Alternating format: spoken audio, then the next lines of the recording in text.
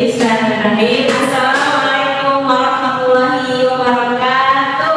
Waalaikumsalam warahmatullahi wabarakatuh. Apa kabar teman-teman hari ini? Alhamdulillah baik. Udah pada makan belum siang ini? Oh, tapi masih lemes ya? Coba sekali lagi.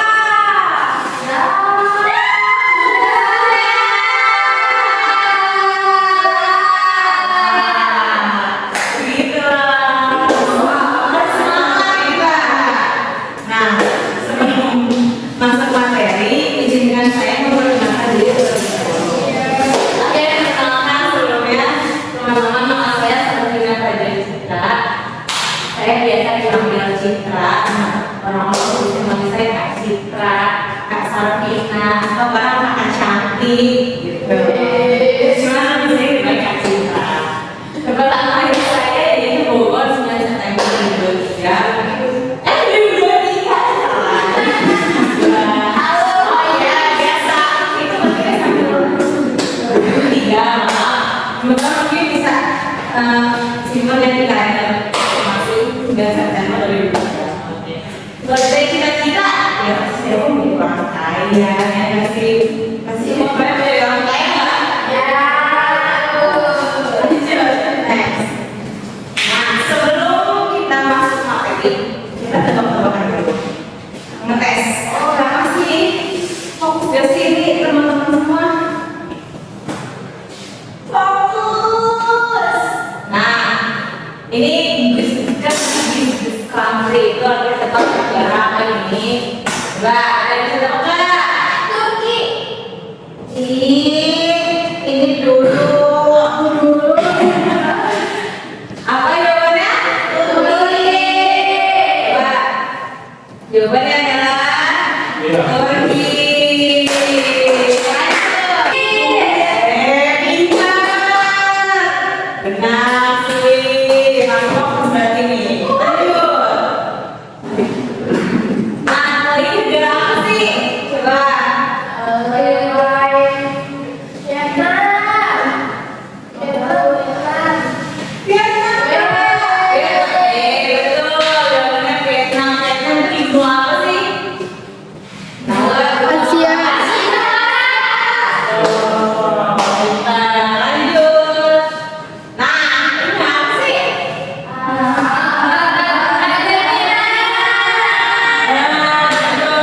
Suka nontonin bola berarti. Tahu Argentina.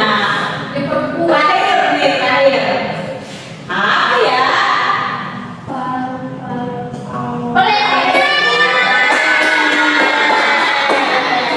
Palestina.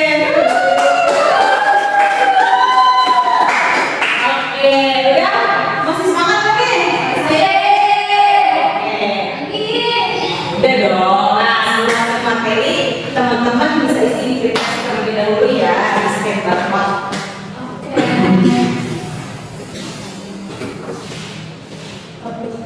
Kasih waktu 3 menit.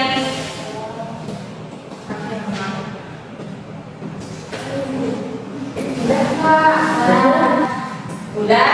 Semuanya udah? Oke. Teman-teman tahu nggak sih kita mau belajar apa hari ini? Tentang apa sih? Nah, kenapa sih kita sebagai manusia butuh berkomunikasi? Ada yang bisa bantu jawab? Nah, betul. Satu lagi? Coba yang mau menjawab? Ya, boleh.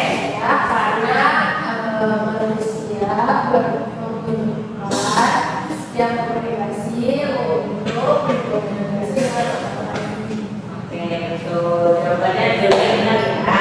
Jadi kenapa sih kita sebagai manusia butuh berkomunikasi?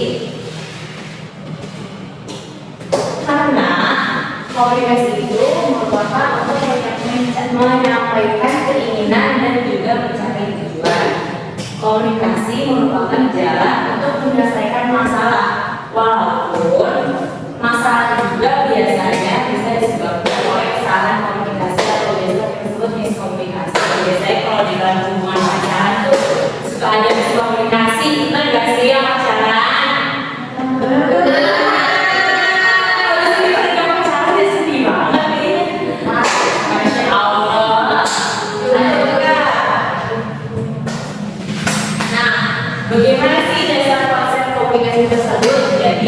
komunikasi itu merupakan suatu proses penyampaian informasi berupa pesan, ide atau gagasan dari satu pihak kepada pihak lainnya.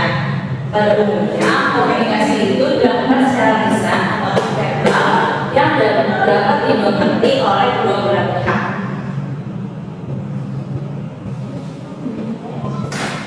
Nah, kalau public speaking itu apa sih? Bicara, cara, skill, kemampuan komunikasi, Nah, sudah komunikasi, terus kemampuan berbicara di depan. kemampuan bicara di depan. Terus apa lagi?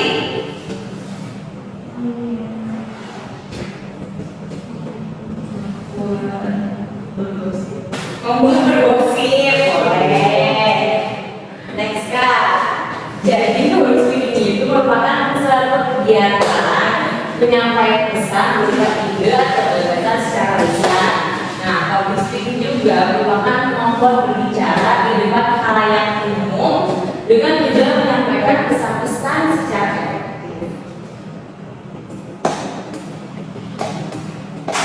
Nah, di sini ya tujuan public speaking itu yang pertama menyampaikan informasi kepada audiens.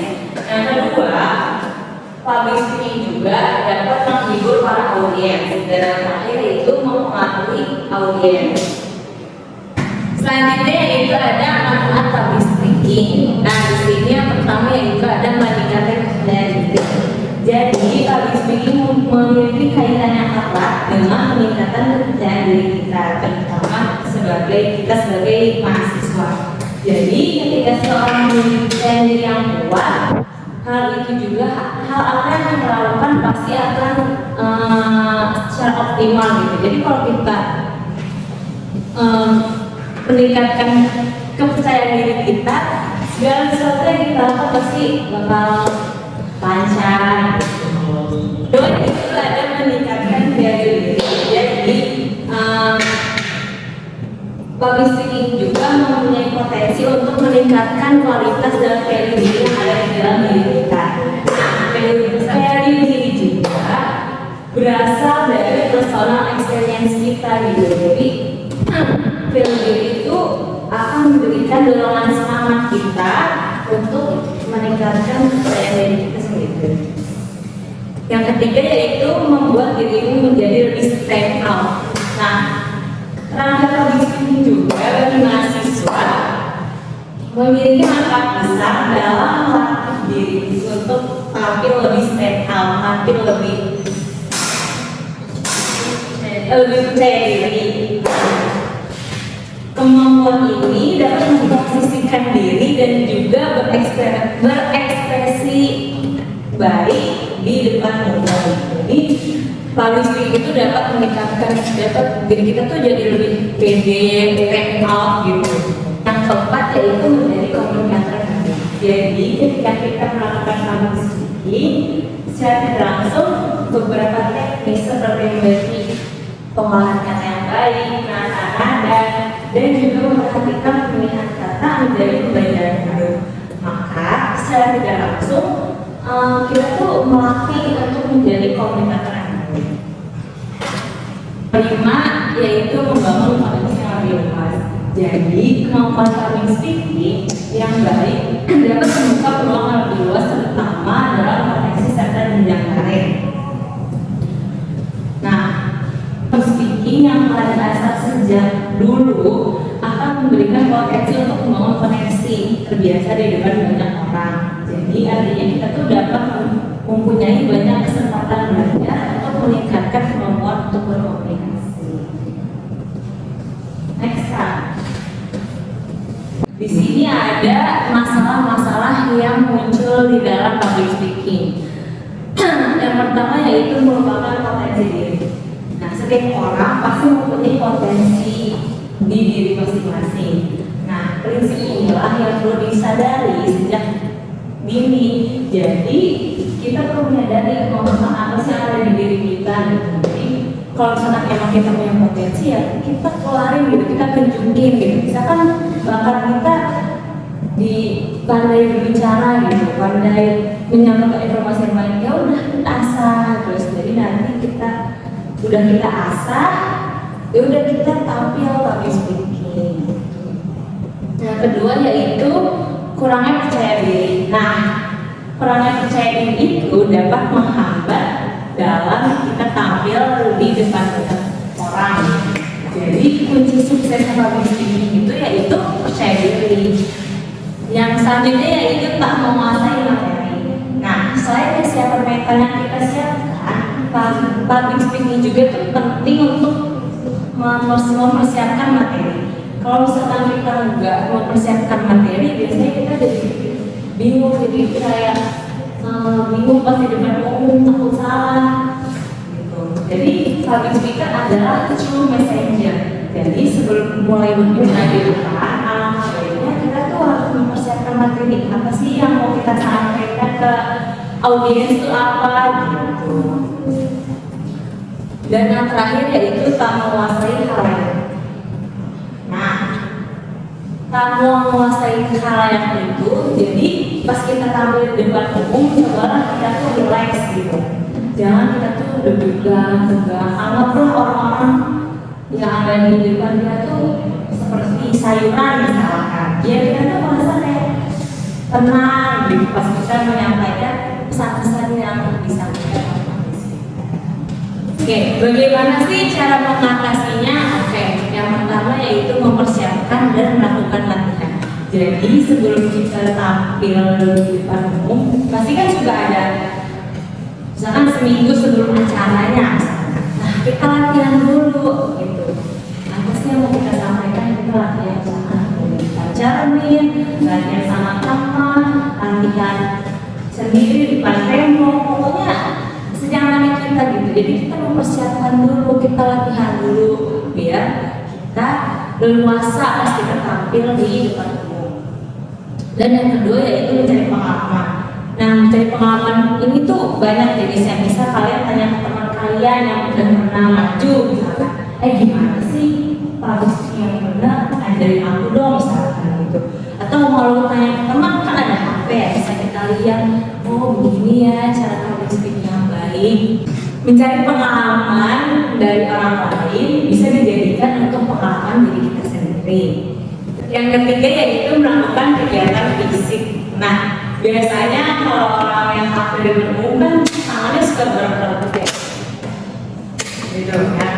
Nah, itu tuh melakukan gestur tubuh namanya. Nah, biasanya kalau gerak tangannya bergerak itu biasanya jadi relax gitu. Kita buat suasana ya, jadi enjoy gitu kalau kita menyampaikan pesannya dengan gestur tubuh. Dan yang terakhir yaitu menganggap kemampuan kita adalah hal yang wajar. Pasti gak sih kalau kita maju ke depan tuh deg-degan, mules, kayak pengen kamar mandi. Tapi itu hal yang biasa sih sebenarnya. Jadi anggap aja demam panggung tuh kayak udahlah, pasti kita bisa maju.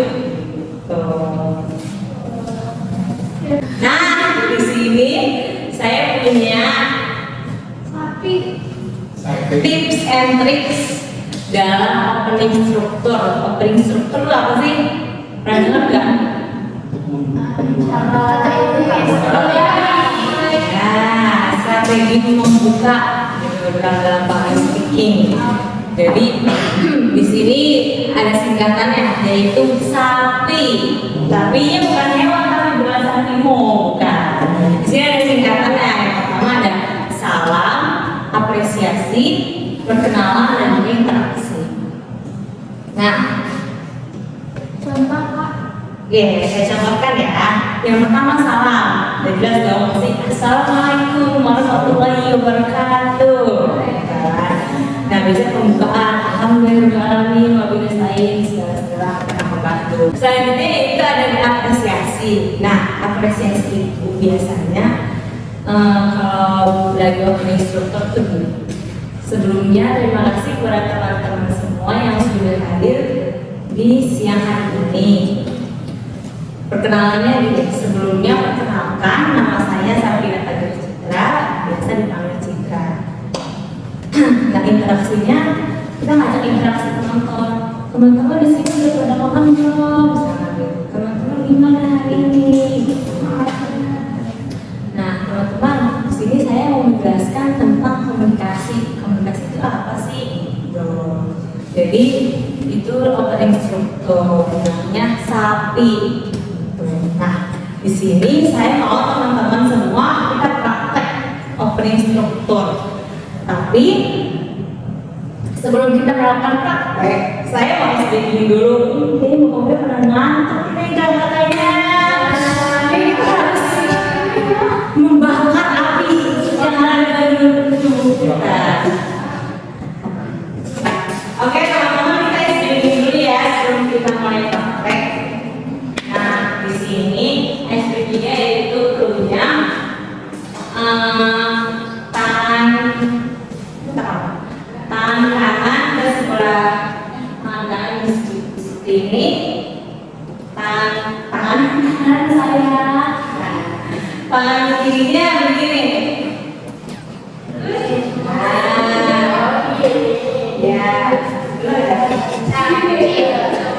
Ya, nah, clue-nya kalau misalkan saya bilang ada beruang, kalian harus nangkep tangan kiri temennya. Ya, beruang. Nah, tangan kalian harus nyakit tangan kiri. Mulai ya. Tangan kiri.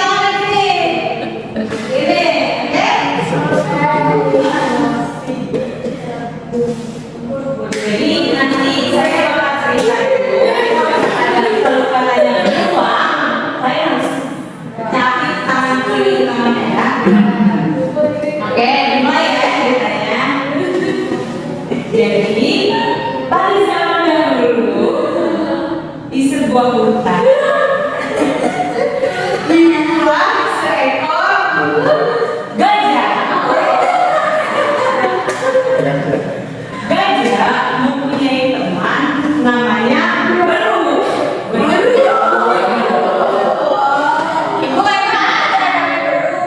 Temannya namanya Beru. Nama gajah Beru. Nah, Beru merupakan hewan yang sangat bijaksana, yaitu hewan beruang.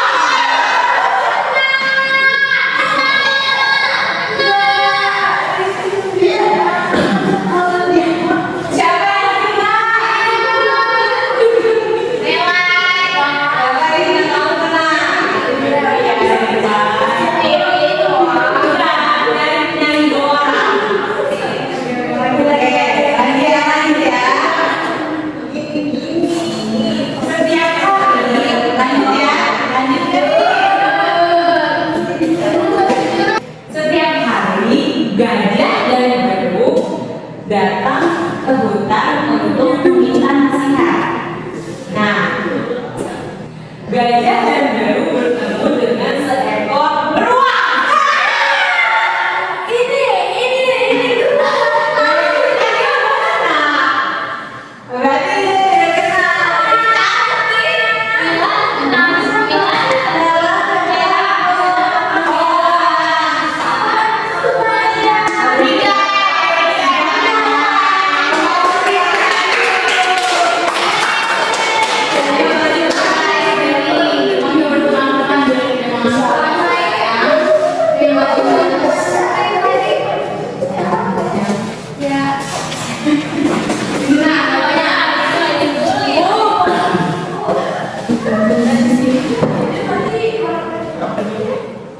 iya.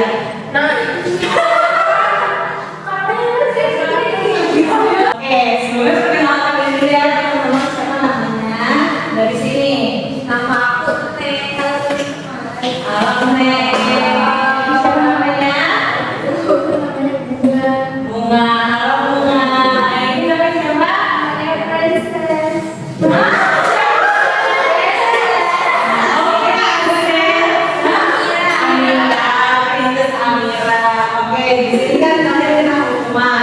Jadi kalian harus nyanyi barengku pakai huruf I. Ya Allah. Angkatnya sekelompok, kalau boleh sekelompok.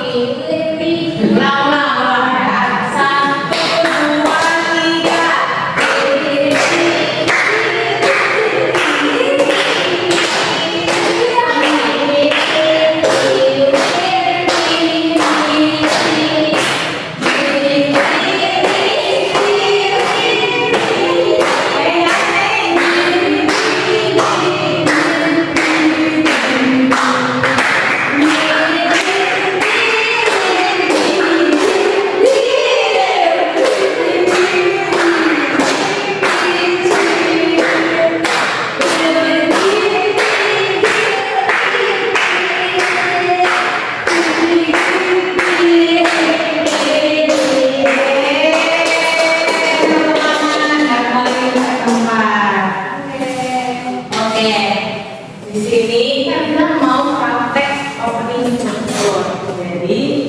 Jadi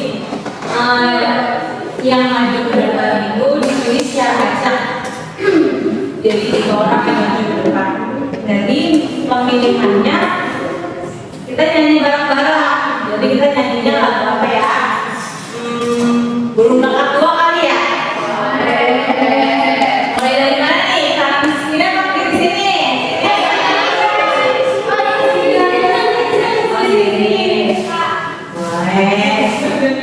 Harus nyanyi ya, bareng ya.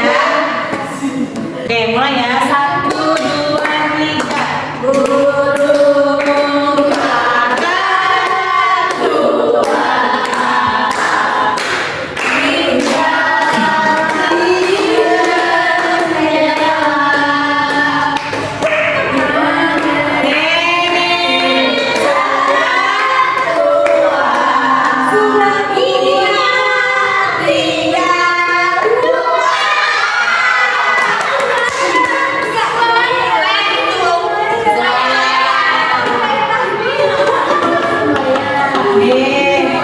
Maju, ayo.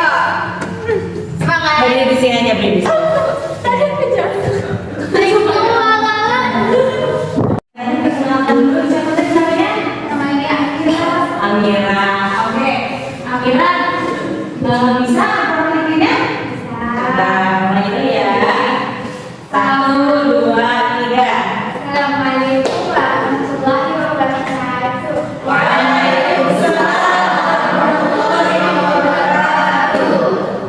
Bagaimana kabarnya hari ini, teman-teman? Sebelumnya saya berterima kasih banyak kepada kalian yang sudah membuka waktunya dan perkenalkan, nama saya Amira, bisa dipanggil Mila. Hari ini teman-teman sudah makan? Ya, masih semangat? Masih. Terima kasih. Pinternya Amira ini. Lanjut ya. Lagu apa nih? Belum aja Bang. 2, 3.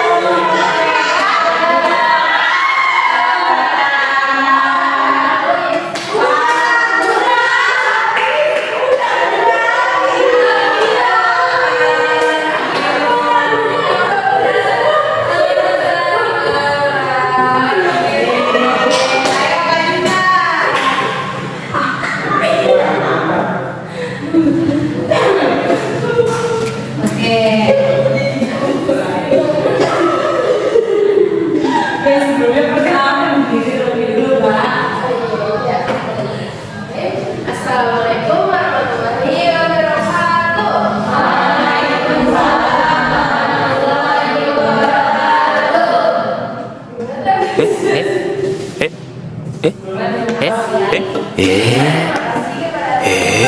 Setelah hadir di sini, sebelumnya perkenalkan, nama saya Wulandari. Biasa dipanggil Mami. Gimana nih teman-teman, masih semangat hari ini? Semangat. Oke, terima kasih.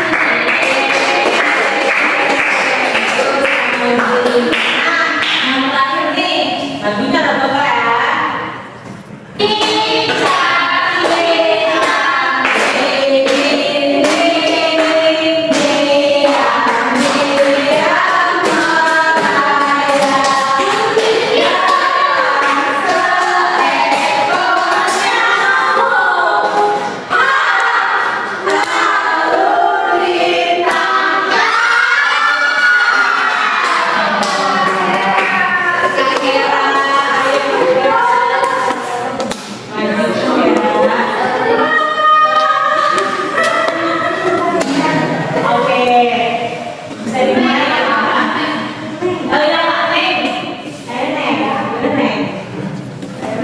Assalamualaikum warahmatullahi wabarakatuh. Terima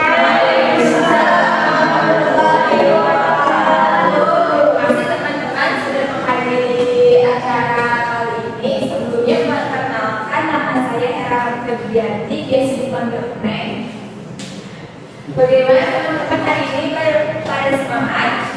Wah, ya, terima kasih. Assalamualaikum warahmatullahi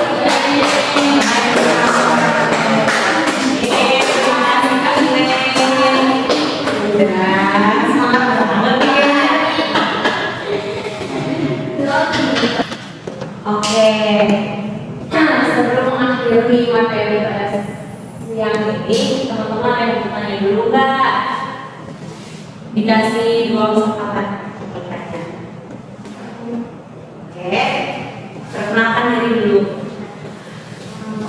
Sebelumnya perkenalkan, nama saya Dita Permani. Di sini saya ingin menanyakan bagaimana sih cara untuk menyesuaikan gaya berbicara dengan jenis audiens yang berbeda? Oke, cara apa tadi? Menyesuaikan gaya bicara pada audiens. Jadi kita menyesuaikan gaya bicara kita dengan audiens. Nah, itu biasanya kita riset dulu gitu. Kita cari tahu dulu audiensnya siapa anak SMA. Biasanya kan anak SMA mah nggak bisa yang data dan kayak belajar gitu. Jadi harus ada kayak bercandanya, kayak SPP-nya, jadi biar seru gitu apa atau enggak mengajak interaksi bersama. Biasanya gitu kalau ibu-ibu bapak juga sama, tapi pasti berbeda dari tingkatannya gitu. Kalau misalkan mau jadi ibu sama itu sih. Terus habis itu kita menyesuaikan bahasa yang sesuai gitu, yang sesuai sama anak-anak, yang sesuai sama audiensnya gitu. Kalau anak SMA bukan berarti kita harus logo gitu kan, nggak harus. Jadi kayak kita menyesuaikan santai, tapi itu bisa nyampe sampai masih anak SMA. Lagi, oke, terima kasih. Satu lagi, siapa yang mau bertanya? Oke, perkenalkan diri terlebih dahulu. Perkenalkan, saya Dina. Jadi pertanyaan, Yang siapa? kenalkan saya Bunda. Apa yang harus kita lakukan ketika kita sedang melakukan materi, terus ada audiens yang terlihat bosan atau ya tidak tertarik mungkin Ngantuk gitu ya. Oke, biasanya kalau audiensnya merasa ngantuk atau bosan, itu kita bisa ngelakuin namanya speaking kayak tadi. Kita ajak main games bareng-bareng, terus nanti dikasih hukuman. Biasanya kan tempatnya lebih fresh lagi gitu, jadi nggak ngantuk atau enggak. Kalau misalkan menampilkan poin gitu, bisa kita ada gambarnya, ada videonya gitu, atau yang berkaitan dengan yang menyesuaikan dengan audiensnya tersebut. Nah, oke. Next Kak. Oke, sebelum mengakhiri, teman-teman bisa isi prospek dulu ya. Dikasih waktu 3 menit.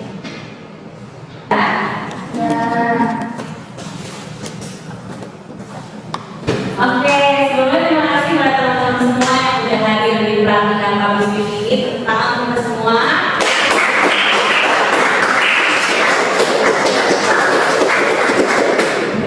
Sampai jumpa di minggu depan di pelatihan public speaking selanjutnya. Terima kasih. Wassalamualaikum warahmatullahi wabarakatuh.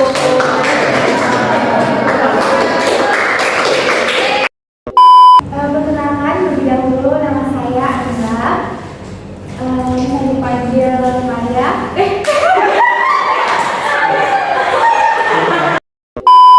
Satu, dua. Ada masuk. Apaan tuh?